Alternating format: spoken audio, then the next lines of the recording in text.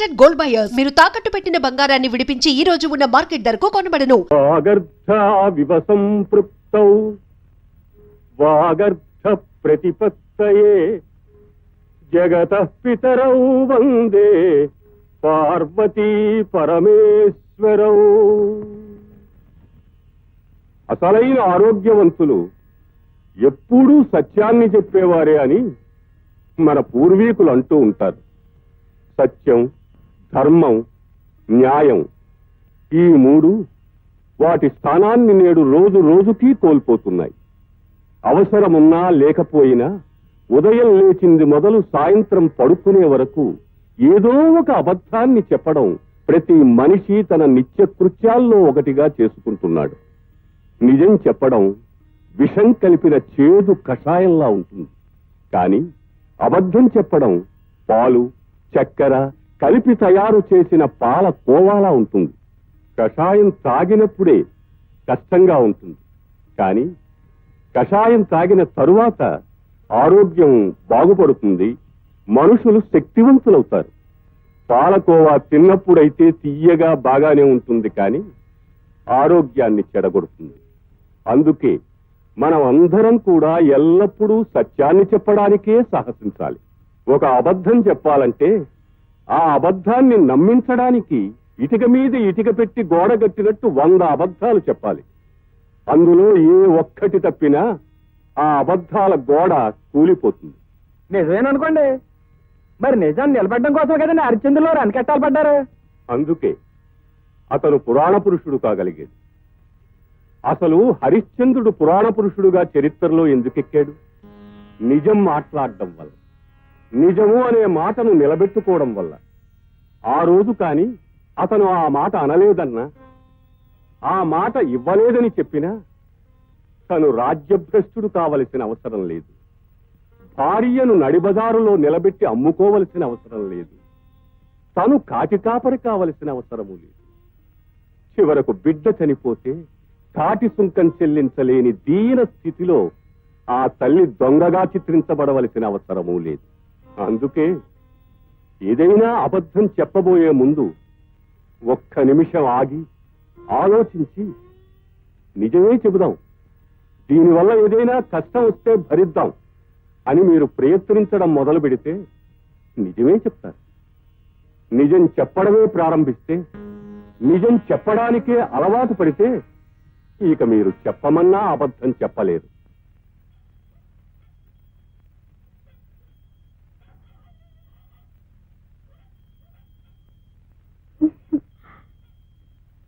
ఏమిటి ఎన్నిసార్లు పిలిపించుకుంటావు? ఏదో మోజుపడి అడిగితే మగవాడు కాదు.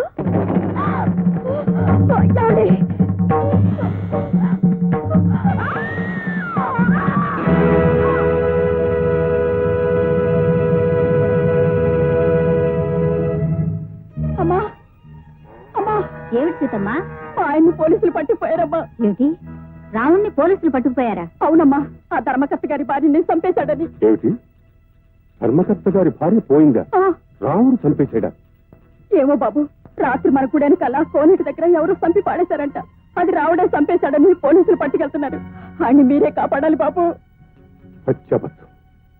రాత్రంతా రాముడు నా కళ్ళెదుటే ఉన్నాడు.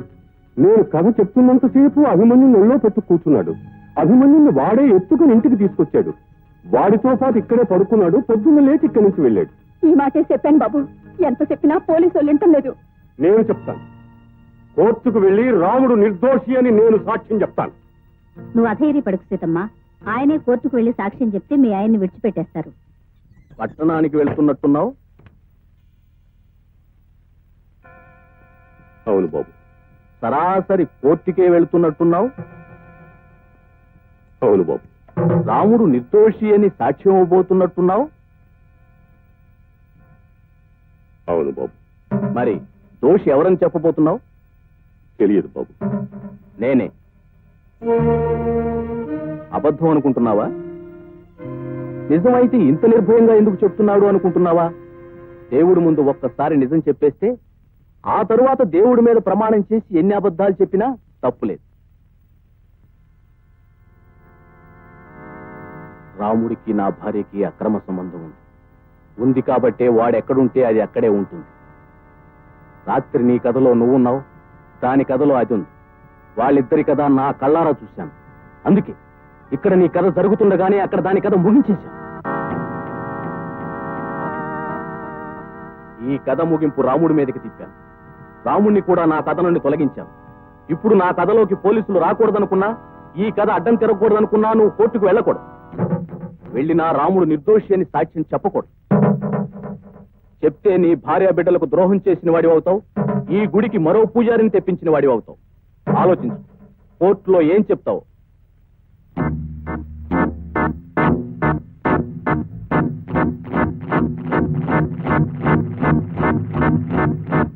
దేవుని మీద ప్రమాణం చేసి అంతా నిజమే చెప్తాను, అబద్ధం చెప్పను.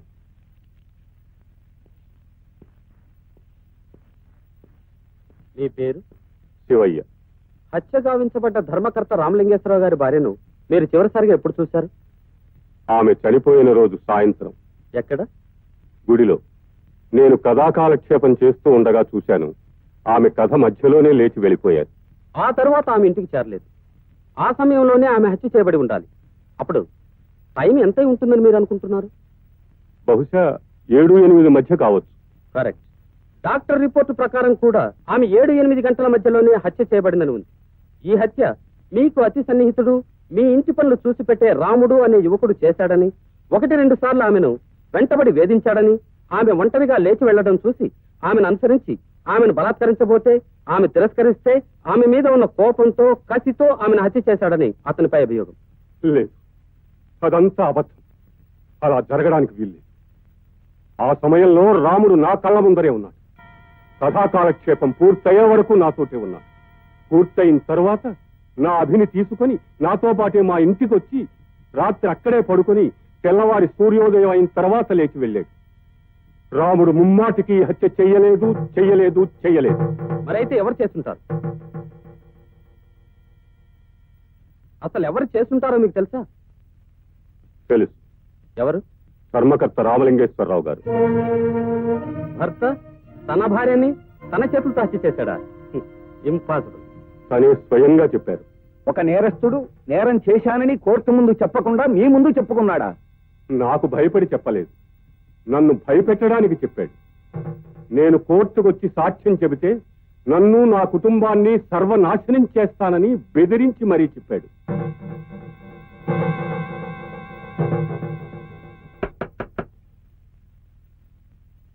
శివయ్య ఎవరు?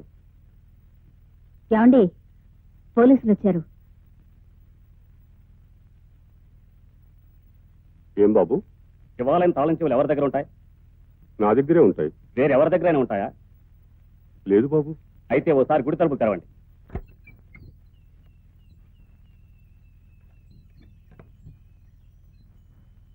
మీరు ఇక్కడే ఉండండి, లోపలికి వెళ్ళండి. ఏమిటి బాబు, ఏమిటిదంతా? దేనికోసం? సార్, ఇది దొరికింది.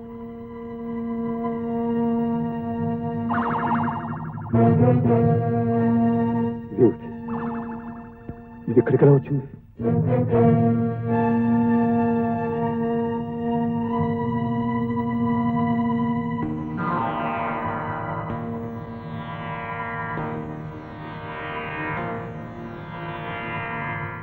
సాక్ష్యాధారాలను బట్టి ఈ హత్య రాముడే చేసినట్టు కోర్టు వారు నమ్ముతున్నారు. ఐపీసీ సెక్షన్ 302 ప్రకారం అతనికి 7 సంవత్సరాలు శిక్ష విధించడమైనది.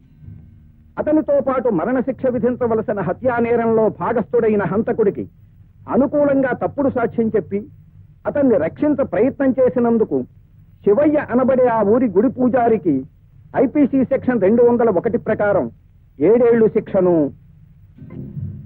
హత్యకు ఉపయోగించిన ఆయుధాన్ని పవిత్రమైన దేవాలయంలో దాచి పోలీసుల్ని తప్పుత్రోవ పట్టించాలని ప్రయత్నించినందుకు మరో 3 ఏళ్ల కఠిన శిక్షను కోర్టు వారు ఖాయపరచడమైనది.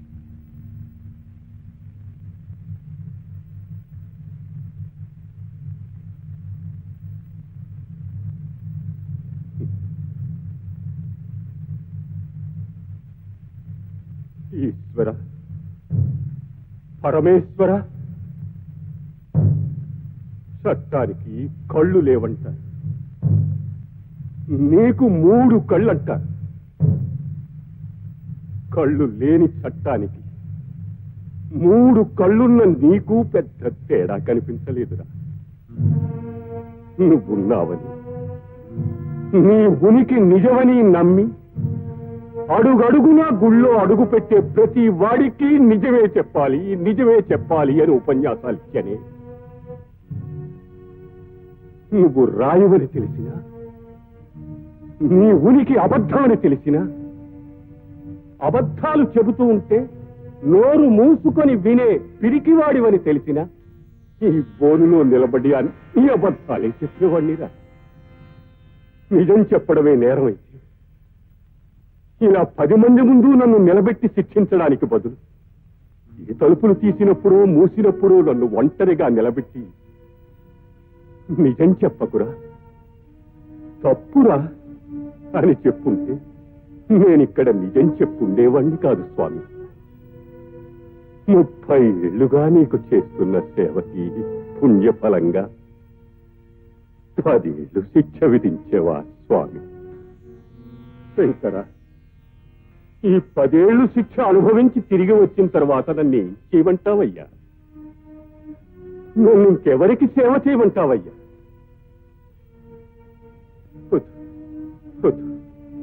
ఇంతవరకు చేసిన సేవలు చాలు. నువ్వు నిజంగా దేవుడు అయితే ఈ చట్టాలకి, న్యాయాలకి, ఈ సాక్ష్యాలకి, ప్రతి సాక్ష్యాలకి, ఈ వాదులకి, ప్రతివాదులకి నువ్వు భయపడితే, నలుగురిలోకి వచ్చి నిలబడడానికి నీకు భయం అయితే నాకు కనిపించవయ్యా, నాకు కనిపించు. నేను నిన్ను నమ్మింది నిజమైతే, నేను నిన్ను ఆరాధించింది నిజమైతే, నేను నీకు చేసిన సేవలు నిజమైతే, నేను ఎవరిని నిందించకపోవడం నిజమైతే, పరుషంగా మాట్లాడకపోవడం నిజమైతే, నా సేవలు నిస్వార్థమైతే, అది నిజమని నువ్వు నమ్మితే రా, రా, నన్ను తీసుకుపో, రా.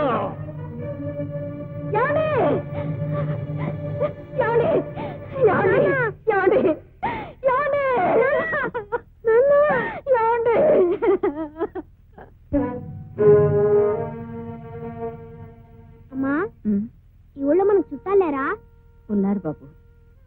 మరి వాళ్ళ ఇంటికి వెళ్ళొచ్చుగా, ఈ చెట్టు కిందెందుకు? చెడి చుట్టాలింటికి వెళ్ళకూడదురా.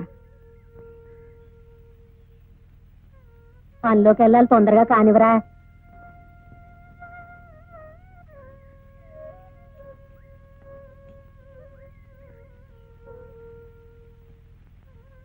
బాబు, ఆకలిస్తుందా?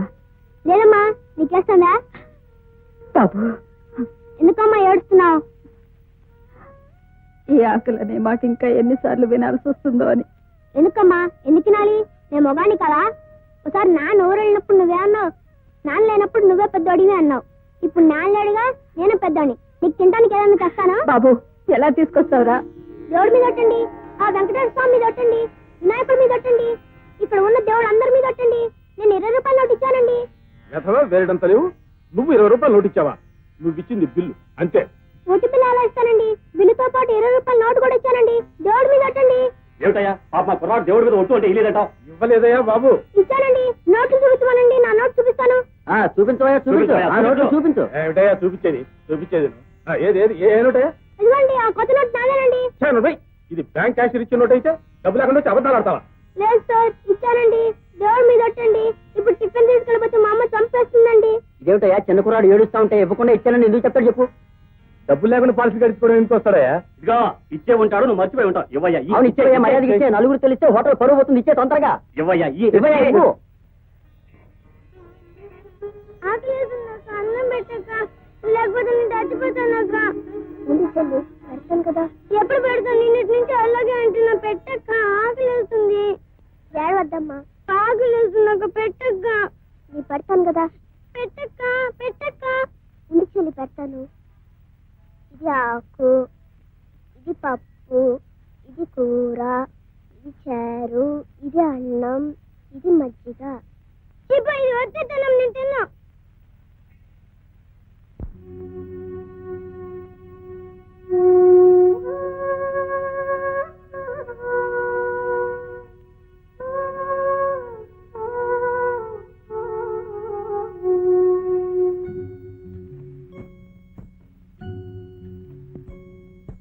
ఆకేసి పప్పేసి బొబ్బేసి నెయ్యేసి నీకో ముద్ద నాకో ముద్ద.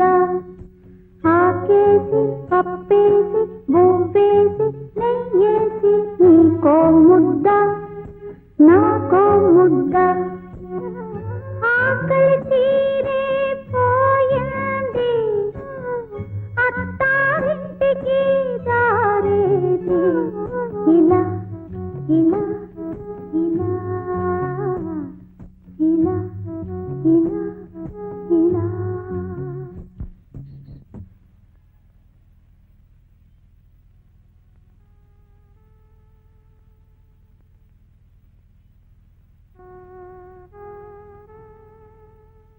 ఏంటి మీ ఇంట్లో అన్నం లేదా? ఇది మా ఇల్లు కాదు.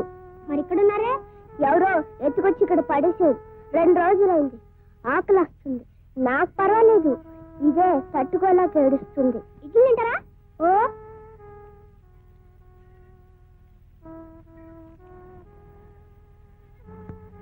ఇది మా అమ్మకి. మా అమ్మకి ఇచ్చేసి పోలీసులు తీసుకొస్తాను. మీరే భయపడకండి, మిమ్మల్ని విడిపిస్తాను. నిజంగా వస్తావా? ఓ ఒట్టు ఒట్టు. అమ్మా ఇడ్లీలు. ఎక్కడో బాబు? ముందు తినమ్మా. ఎక్కడో చెప్పరా? ఎవరినన్నా పనవడదామని వెళ్ళాను. అక్కడ ఒక ఆయన బస్సు ఎక్కుతుంటే బస్సు కింద పడింది. అని నేను చూశాను. ఆయనకి ఇద్దామనుకుంటే బస్సు వెళ్ళిపోయింది. బస్సు వెనకాల పరిగెత్తాను. ఆయన దిగేదాకా పరిగెత్తాను. ఆయన దిగిన తర్వాత పరిగెచ్చేశాను. ఇస్తే ఆయన డబ్బులంతా చూసుకుని నాకు 20 రూపాయలు ఇచ్చాడు. అప్పుడు నేను 4 గిడ్డలు తిని నీకు తెచ్చాను. ఇంకో చిల్లరా బియ్యం కొని అన్నం వండు. నువ్వెక్కడికి రా? ఏంట్రా తలుపులు తెరిచే ఉన్నాయే?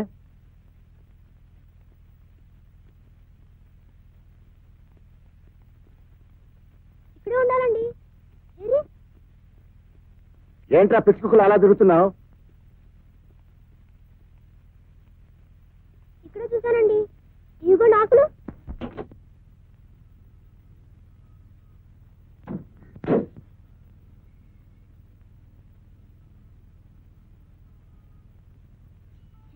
మనం పారిపోదాం.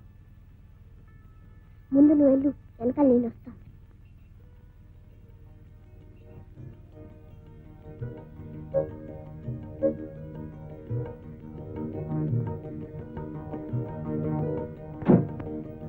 రే పారిపోతున్నారా? ఆగండి.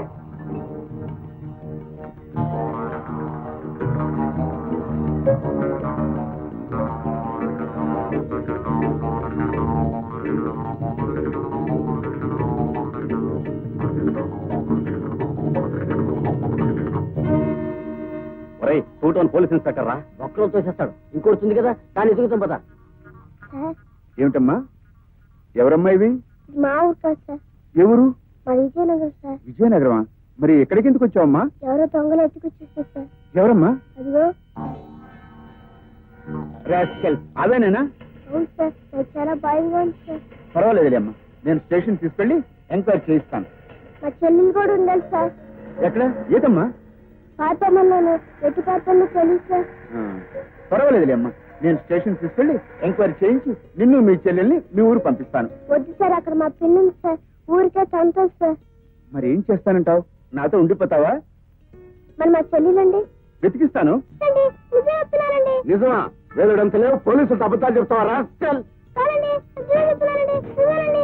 కొట్టదండి, కొట్టదండి, కొట్టదండి. నువ్వు రాయవని తెలిసినా, నీ ఉనికి అబద్ధం అని తెలిసినా, అబద్ధాలు చెబుతూ ఉంటే నోరు మూసుకొని వినే పిరికివాడివని తెలిసినా, ఈ బోనులో నిలబడి అన్ని అబద్ధాలే చెప్పేవాడినిరా. ఈ బోనులో నిలబడి అన్ని అబద్ధాలే చెప్పేవాడినిరా. దేవుని మీద ప్రమాణం చేసి, దేవుని మీద ప్రమాణం చేసి అంతా నిజమే చెప్తాను. అంతా నిజమే చెప్తాను. అబద్ధం చెప్పను. అబద్ధం చెప్పను, అబద్ధం చెప్పను, అబద్ధం చెప్పను. ఏమిటి? అబద్ధం చెప్పను చెప్పను చెప్పను అని 3 సార్లు చెప్పావు. ఏం లేదండి, నిజాన్ని కాస్త గట్టిగా చెబుదామని.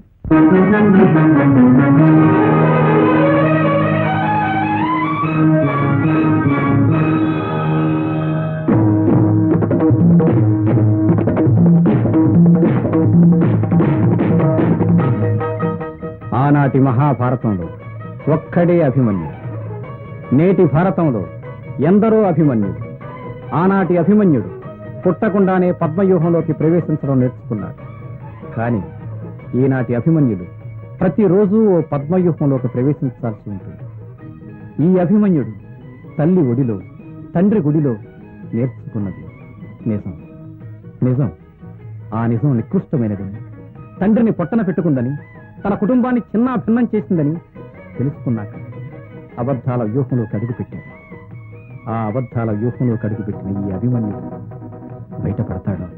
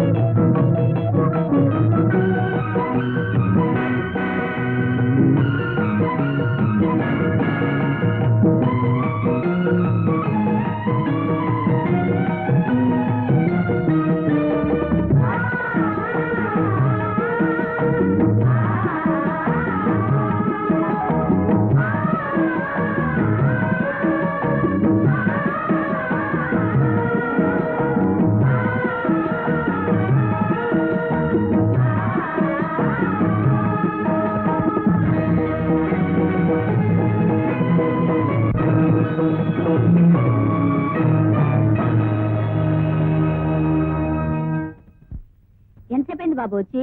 ఎంతసేపైందా? గంటన్నరైంది వచ్చి. అయినా నువ్వు గుడికెళ్ళేదానివి, మన తాళం చెప్పి పక్కింటి నుంచి వెళ్ళొచ్చుగా. నువ్వు దొరగారు బాబు, ఎప్పుడొస్తావు ఎలా తెలుస్తుంది పక్కింట్లో తాళాలు ఇవ్వడానికి? నేను చేయమంటావా? నా ఉద్యోగం అలాంటిది. వదినా, అబ్బాయి ఏ ఉద్యోగం చేస్తున్నాడు? అదేదో కంపెనీ వదినా. ఏ కంపెనీలో? ప్రజాబంధు అని ఓ ప్రైవేట్ లిమిటెడ్ కంపెనీ. ఏం బంధువో ఏమో, అసలు ఇంటి పట్టునే ఉండడు వదినా. 2 రోజులు ఇంటికే రాడు. అదేంటి 2 రోజులు ఇంటికి రాకుండా ఎక్కడుంటున్నావు బాబు? నా ఉద్యోగం అలాంటిది అత్తయ్య గారు. ఒక్కోసారి 24 గంటల పని ఉంటుంది. మళ్ళీ ఇంటికి రావడం ఎందుకని అక్కడే ఒక గది తీస్తున్నాను. వస్తాను వదినా. మంచిది. What is this nuisance? What ma'am, ఎక్కడ? ఏమిట్రా ఇది? మీరే కదండి అయ్యారు ఇల్లంతా ఉద్యానవనంలో ఉండాలని చెప్పారు. ఏమిటి? మేడం పుట్టినరోజు ఇల్లంతా కలకలాడుతూ నందనవనంలో ఉండాలని చెప్తే దొడ్లో ఉన్న తొట్లని తీసుకొచ్చి ఇక్కడ పేర్చమన్న దారి కట్టంగాను. ఇచ్చేటి సుబ్రహ్మణ్యం, నీ పని ఏమిటో తెలుసా? తెలుసండి. పార్టీకి వచ్చిన వాళ్ళందరినీ లోపల తీసుకొచ్చి కూర్చోబెట్టి వాడు అడిగింది ఇస్తూనే ఉండాలి. తెలిసిందా? అలాగేనండి. ఏమో వెంకట్రావు, వస్తున్నాను సార్. నీ డ్యూటీ ఏమిటో తెలుసా? చెప్పండి సార్. వచ్చిన వాళ్ళందరికీ డ్రింక్స్ ఇస్తూనే ఉండాలి. వాళ్ళు కావాలన్నా ఇస్తుండాలి, అక్కర్లేదన్నా ఇస్తుండాలి, తాగిన ఇస్తుండాలి, తాకపోయినా ఇస్తూ ఉండాలి. మేడం వయసు ఎంత? 52. ఏమిటి అమ్మాయి వయసు 52? అమ్మాయి వయసు కదండి, మీ వయసు. నా వయసు ఎందుకు? బర్త్డే అన్నారు కదా, బర్త్ వయసు చెప్పాను. నీ బొంద. మేడం అంటే అమ్మాయి స్వప్న పుట్టినరోజు ఇవాళ, దానికి 22. 22కి 52కి ఏంటండి తేడా? దాంట్లోనే 2 ఉంది, దీంట్లోనే 2 ఉంది కదా. పోయి నీకంత ఇంగ్లీష్ మాట్లాడడం సరదా పుడితే బెడ్రూమ్ లోకి వచ్చి సరిపేసి అప్పుడు నాతో మాట్లాడు. ఏ మాట అన్నా? నీ బంద మాట్లాడు, నీ బంద మాట్లాడవే. అబ్బాబ్బాబ్బా, ఇండియన్ పీనల్ కోడ్ ప్రకారంగా మాక్సిమం శిక్ష 14 years. నేను నా కట్టి 100 ఏళ్ళు వేసేసాడు ఆ భగవంతుడు. అమ్మ కేసు. డాడీ, అస్తమాను అమ్మను కేసు కేసు అని పిలవడం ఏం బాలేదు. వాళ్ళ అమ్మా నాన్న పెట్టిన చక్కటి పేరుంది కదా, లక్ష్మి అని. లక్ష్మి కాదు, సీతామహాలక్ష్మి. విన్నావా? దాన్ని ఎలా పిలవాలో అలా పిలిస్తే దానికి తృప్తి, నాకు తృప్తి. అవును, ఈ వేళ నీ పుట్టినరోజు, సాయంకాలం పార్టీ ఉంది, నువ్వు ఇంకా ఎక్కడ ఉన్నావంటే షాపింగ్ వెళ్ళక?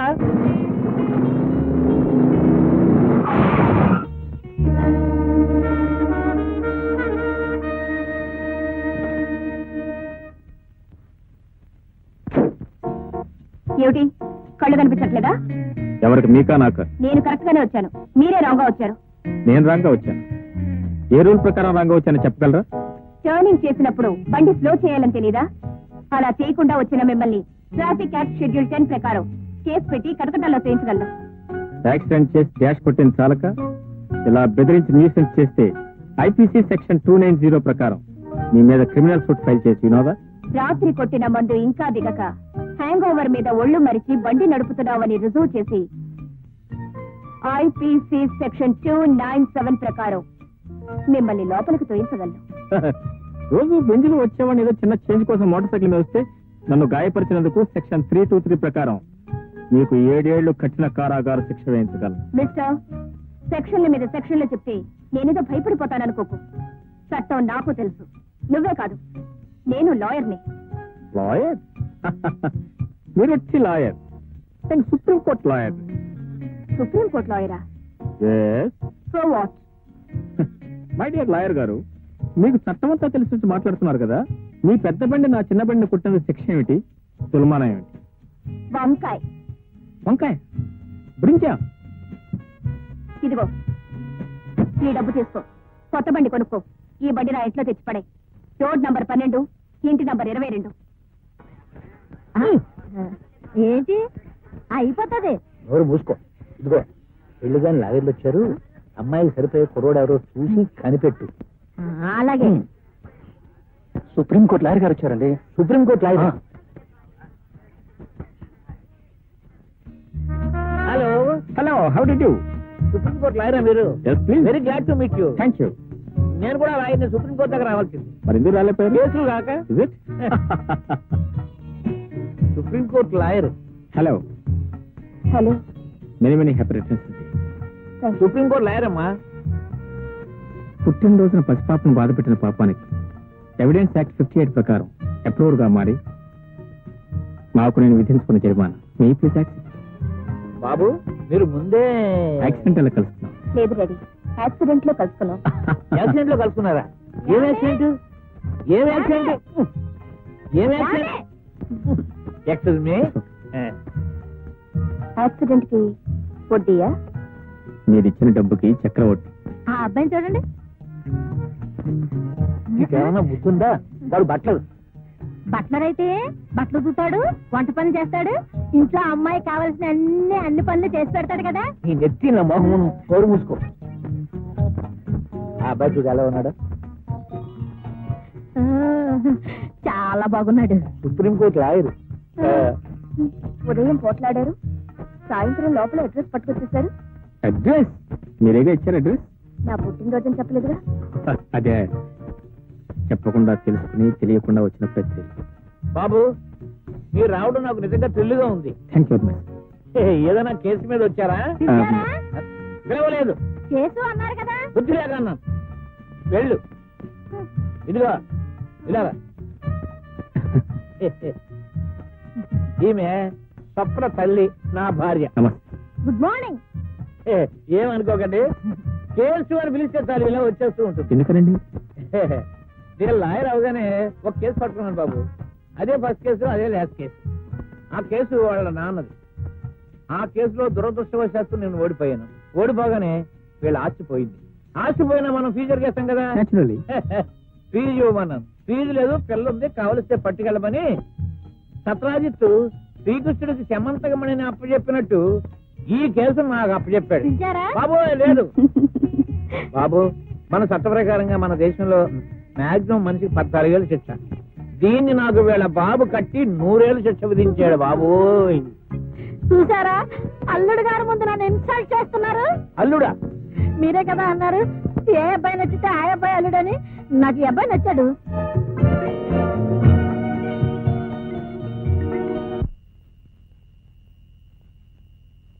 Mister, నేనెవరినో గుర్తున్నానా?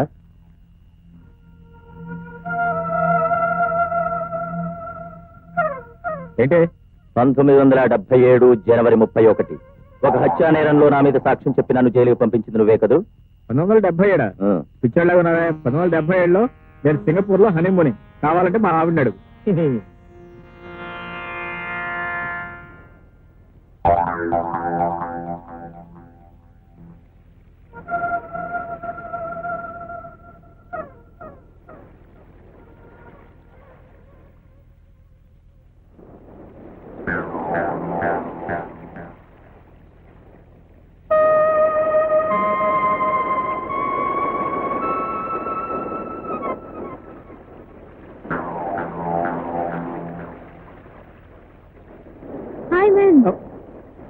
Hi darling, how are you? ఎవరు మీరు? తర్వాత చెప్తాను. వాడు రౌడీ వేస్తాడు నన్ను తలుపుతో. మరి అతనెవరు? వాడు ఎవడో రౌడీ వేస్తా, వాడు చెల్లిని కూడా మోసం చేసి కట్టి తీసి పారిపోయాడు. వాడు అచ్చను అలాగే ఉంటాడు. నేను కాదు కూడా ఒప్పుకోవట్లేదు. నిజంగా అంత పని చేసేవాళ్ళు? చచ్చా, నాకు ఎంతవరకు పెళ్లి కాలేదు. నేను బ్రహ్మచారి, నేను అలాంటి వాడిని కాదు. అలానే అనిపిస్తుంది.